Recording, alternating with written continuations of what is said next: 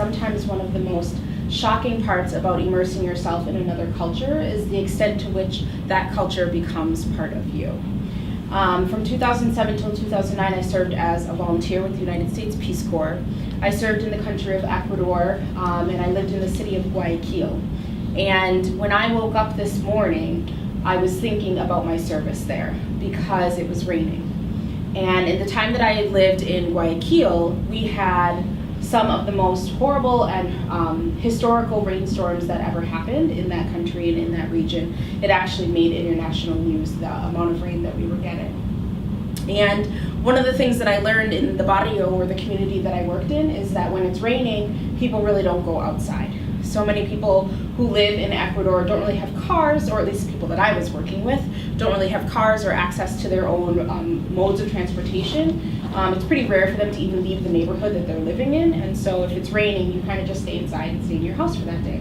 So whenever it rains, to this day, even 4, 5, 6, however many years later since I've been home, I don't want to go outside. I feel like I should be able to take a rain day off, that the Mujeres de Lucha, who I worked with in Ecuador, would tell me that I don't have to go to work that day, so I don't understand why my boss now still expects me to come to work when it's raining.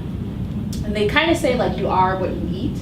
And I feel like I kind of ate that part of the culture in Ecuador, that it just absolutely became part of who I am. One of the ways that I often describe my service in Ecuador is that if you want to eat, you have to talk. Because frequently, now that I've become essentially bilingual in English and Spanish as a result of my service in Ecuador, people ask me how I learned how to speak Spanish, and I always say, si quieres comer, hay que hablar. If you want to eat, you have to speak. But food tends to be a really big part of culture, as I'm sure that many of you know, if you've done any kind of traveling or even just moving around from one part of the United States to another, the extent to which food is part of the culture that you're living in. It's also the norms and roles that kind of go around with food is a big part of culture as well. And when I was in training in the country of Ecuador for my Peace Corps service, our trainers told us in no uncertain terms, if your host family offers you a meal, you need to eat it. I am not a vegetarian or a vegan or gluten-free or anything free. I pretty much eat everything. But the one thing that I really, really, really, really, really, really dislike is papayas. I think that papayas are disgusting, and they smell like if someone put their smelly foot in another person's smelly armpit. That is what a papaya smells like to me. Even when I'm at the grocery store now and I walk past papayas, the smell of it, even with the peel still on it, is absolutely offensive to me. So I went to my host family, just kind of praying that they would never serve me papayas. And of course, on my very first breakfast, my very first morning, they gave me this huge bowl of papayas.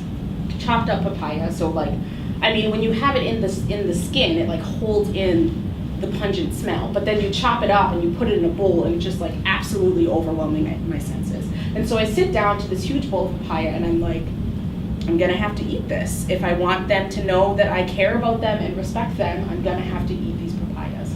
So I basically swallowed all of the pieces whole. I didn't even chew it. It was the first thing that I ate. I just sat down, swallowed them whole, got done with, in and out.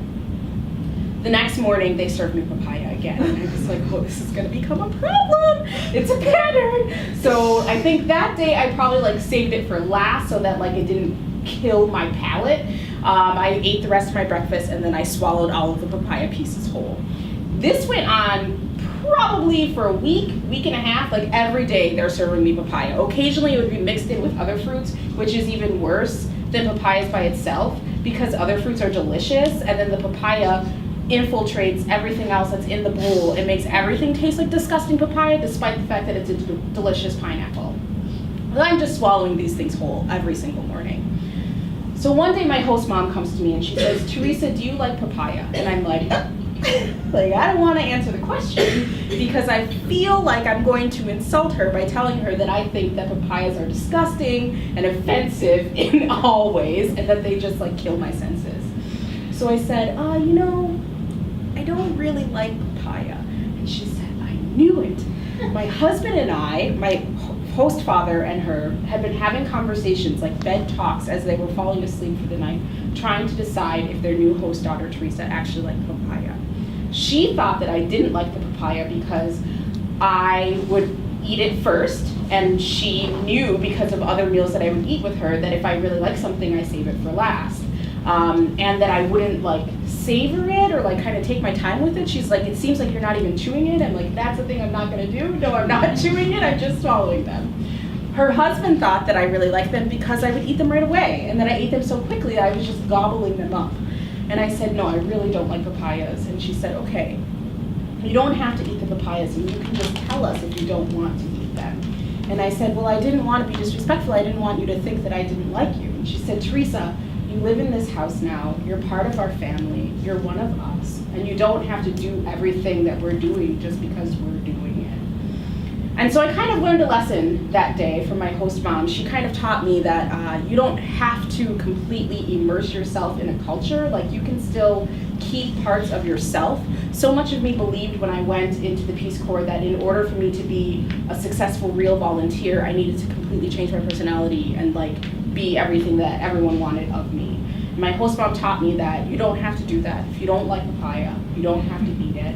If you don't like something that's going on, you don't have to be a part of it. Thank you.